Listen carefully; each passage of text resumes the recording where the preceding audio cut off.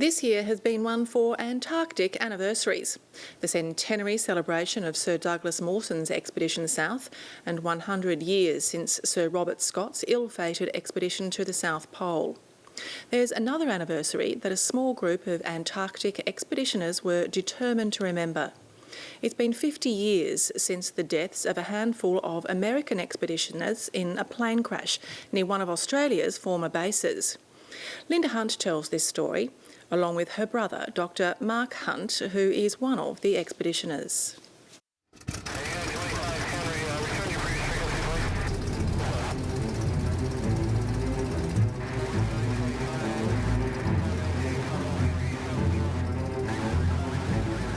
We could see it just after it lifted off.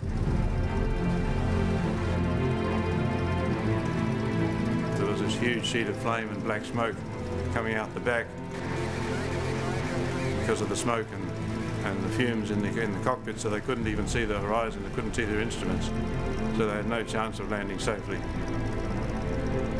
These were the extraordinary images that confronted Antarctic expeditioner Bill Birch a little over 50 years ago.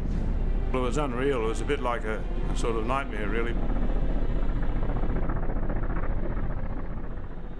Bill Birch is recalling the crash of the American plane Neptune on November the 9th, 1961. The plane, with 9 crew on board, was en route to McMurdo Station.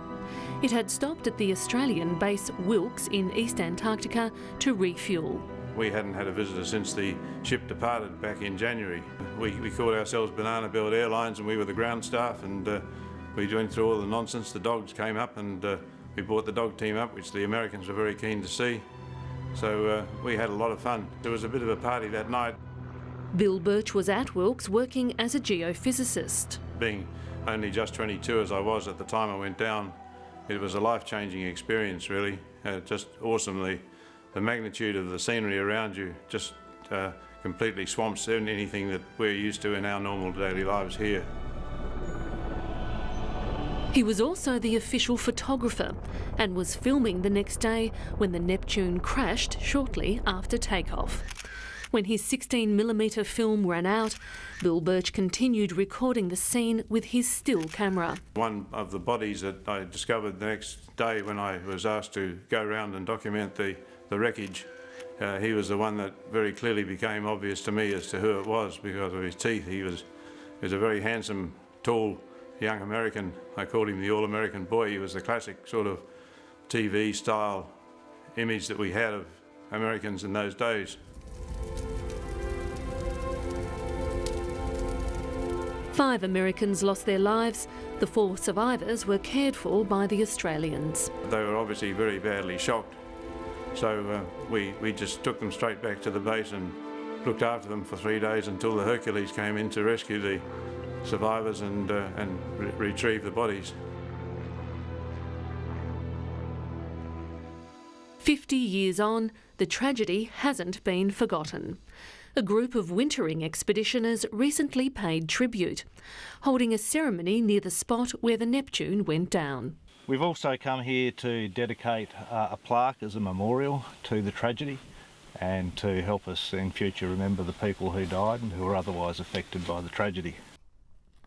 Wilkes Station closed in 1969 and was replaced by Casey.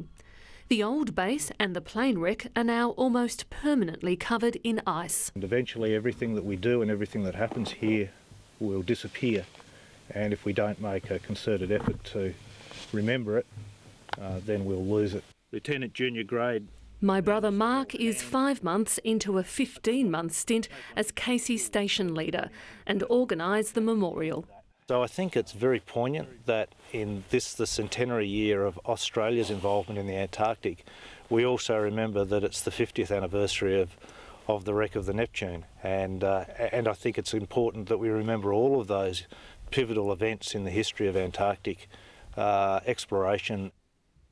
For Bill Birch, that time saw people pull together in a spirit unique to the icy continent. You put a group of Antarctic people in a room and you've got a noisy crowd in no time.